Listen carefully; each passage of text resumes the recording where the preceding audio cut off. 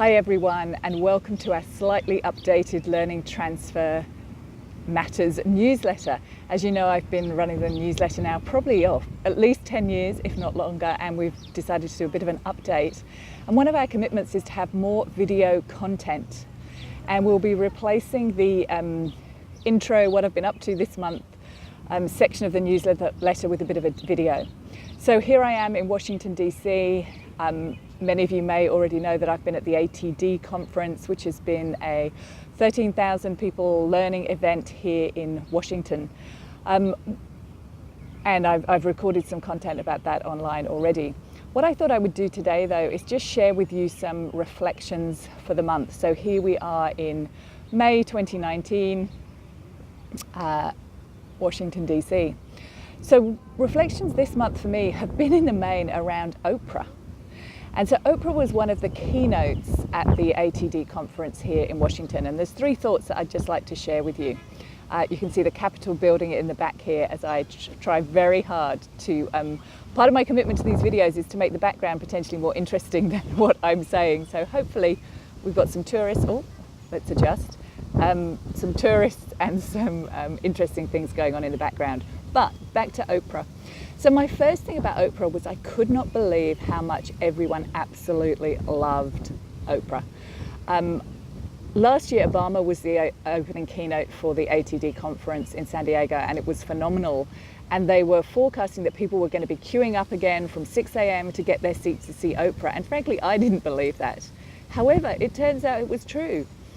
And I had never watched Oprah's talk show, but when I saw her on stage and I heard her message, she is such a compelling person. So humble, so likable, and I can see why everyone really loves her. So that was my first observation. People absolutely adore and hold Oprah in such great esteem.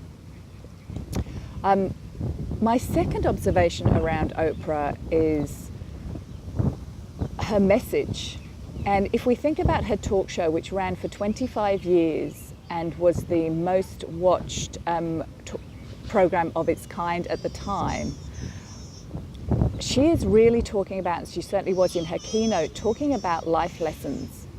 She was talking about the skills that anyone, whether you're a leader or a team member, any organization, part of a family, need to move forward in this life. And it really made me think about learning and development professionals, the breadth of what we're required to teach people and support people in their learning and development.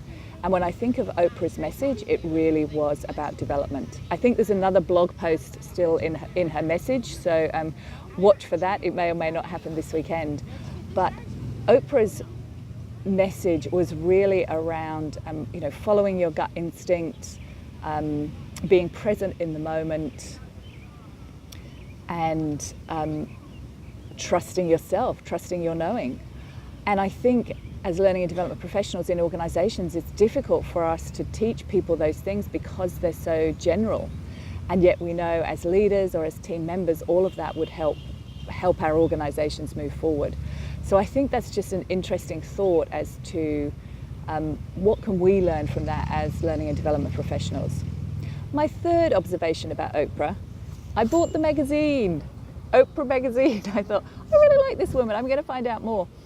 And what's really, really interesting about the Oprah magazine is that in every article, and even their kind of quick, summary articles, they all are around questions.